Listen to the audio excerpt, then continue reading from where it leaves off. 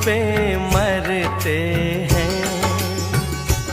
मेरे बिन मैं क्या, मेरे बिन तू क्या, एक दूजे पे हम मर जाएंगे।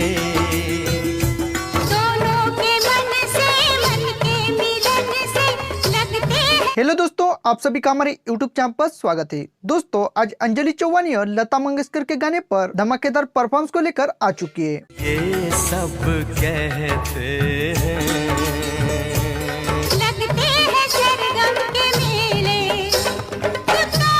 हम कर जाएंगे। जोड़ी तू रखे के छोड़ी, ये दिल की चुटकी भर सिंदूर से तुम अब ये मांग जरा भर। डफली पर अंजलि चौहान ने मोहब्बतें इस मूवी के गाने पर इस परफॉर्मेंस को किया है और इस वीडियो में अंजलि के एक्सप्रेशन और इसके क्यूट स्माइल ने सभी चाहने वालों के दिल को छू लिया। अंजलि के यही अंदाज ने बड़े बड़े क्रिएटर को पीछे छोड़ दिया है और इसके इस डांस ने हाल ही में सोशल मीडिया पर सनसनी मचा दी है। अंजलि चौहान के इसी अंदाज के साथ में आगे बढ़ते हुए सबसे पहले इसके इस डांस को कंटिन्यू करते हैं।